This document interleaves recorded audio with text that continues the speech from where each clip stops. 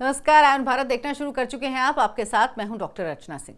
चीन की धरती पर सामने बैठे थे पाकिस्तान के रक्षा मंत्री ख्वाजा आसिफ और भारत के रक्षा मंत्री राजनाथ सिंह ने खरी खरी सुना दी।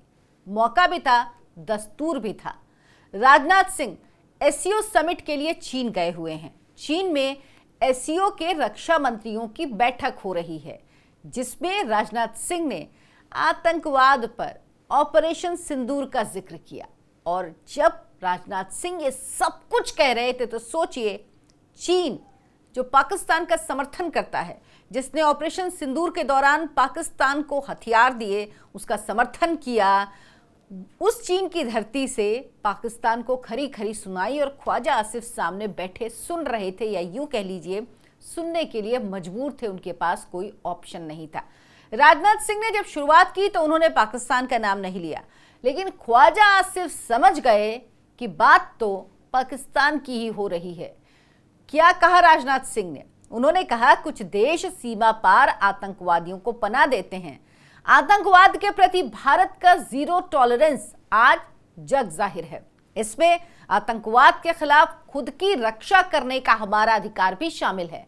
हमने दिखाया कि आतंकवाद के केंद्र अब सुरक्षित नहीं हैं। हम उन्हें निशाना बनाने में संकोच नहीं करेंगे।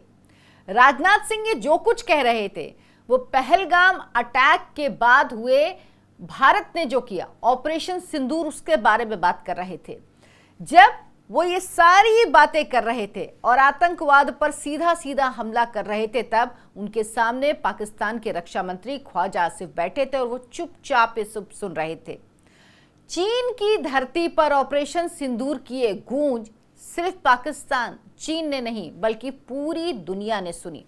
अब आपको मैं 4 पॉइंट्स में समझाऊंगी कि राजनाथ सिंह ने कैसे पाकिस्तान और उसके दोस्त यानी चीन के सामने ही पाकिस्तान को खूब सुनाया और चीन भी उसका साथ नहीं दे पाया। एससीओ के समिट में 22 अप्रैल को जो पहलगाम में आतंकी हमला हुआ था, उस मुद्दे को राजनाथ सिंह ने सीधे सीधे उठाया। राजनाथ सिंह ने कहा, पाकिस्तान सीमा पार आतंकवाद को नीतिगत औजार के रूप में इस्तेमाल करता है, आतंकवादियों को पनाह देता है। कुछ देश सीमा पार आतंकवाद को नीति के साधन के रूप में इस्तेमाल करते हैं, आतंकवादियों को पनाह देते हैं। ऐसे दोहरे मानदंडों के लिए कोई जगह नहीं होनी चाहिए। एससीओ को ऐसे देशों की आलोचना करने में संकोच नहीं करना चाहिए।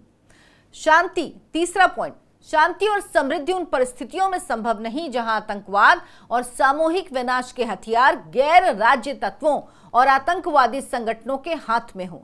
इन चुनौतियों से निपटने के लिए निर्णायक कार्रवाई की जरूरत है।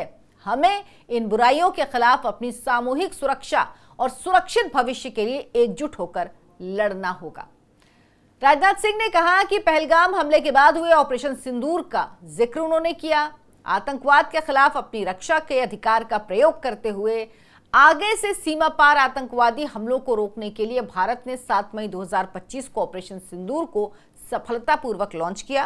पहलगाम आतंकवादी हमले का पैटर्न भारत में लश्कर के पिछले आतंकवादी हमलों से मेल खाता है। ये सब बातें राजनाथ सिंह कह रहे थे, चीन की धरती पे कह रहे थे और पाकिस्तान के सामने कह रहे थे, लेकिन पाकिस्तान के पास इसका कोई जवाब नहीं है। पाकिस्तान के रक्षा मंत्री ख्वाजा आसिफ इसमें शामिल थे, क्योंकि ये एससीओ की जो देश है उनके रक्षा मंत्रियों की बैठक थी। और यहाँ पर जाहिर सी बात है कि अगर रक्षा मंत्रियों की बैठक है तो पहलगाम में जो कुछ हुआ, जिस तरह का आतंकवादी हमला हुआ, उसके बाद भारत ने जो जवाब दिया, उसका जिक्र करना जरूरी है।